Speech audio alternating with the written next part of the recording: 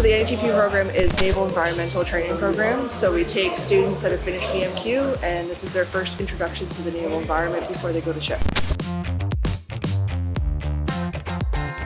Typically right now, students are waiting between 3 weeks and 3 months to get on course, depending on when their trades training is, when they come to the fleet. The training itself is only 19 days long and it's broken into 4 modulars, so the students do those 4 mods over the 19 days and then they get to go to sea.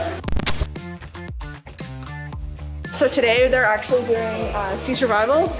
So we're going over the life-saving equipment that we carry on board. So every sailor has a SAS suit and a PFD, and we use the HDLJs when we're doing hazardous work on the upper decks. And the purpose of today is to introduce them to the equipment and to be able to trust the equipment if they have to use it in real life. They know that the equipment is actually going to work for them.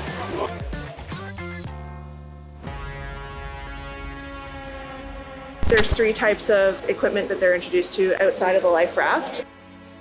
So the first one is the SAS suit. It's the big orange suit. That's a ship's abandonment suit. That's to prevent cold water shock upon entry.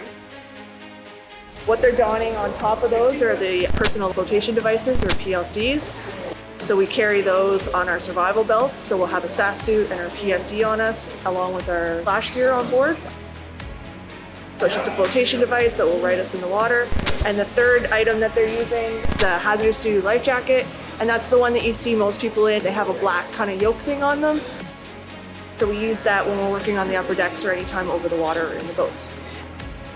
This is actually a 2-day mod in the course. So they would have learned in the classroom all of the technical data for this equipment, how to don it, how to wear it properly, what it's used for. They also are introduced to hypothermia and how to combat it, because working on the Atlantic Ocean and in the Arctic, that's kind of a big concern of ours. So they learn about it in theory, and then today is our practical portion in the pool. So they're going to finish off this phase doing the practical portion, and then tomorrow they're actually done.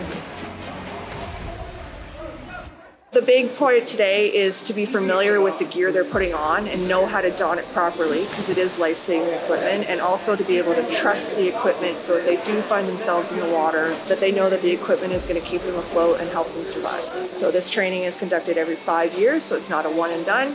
So once they hit the fleet, they'll come back every 5 years for a refresher training in this. I saw that when someone was lagging behind, they all decided to do a chain. Is that something that you had shared? Is that's something that happened out of the blue? Is that? It's not very typical to see that. This particular course is actually very close. So they saw somebody lagging behind, and in the spirit of military camaraderie, they decided to help them out. But the hook and toe method that they were demonstrating, I did mention that they can create a chain as long as need be, because if you're floating in the ocean, you don't want people to float away. So they decided to implement that little bit of knowledge at the end of their training. I love that.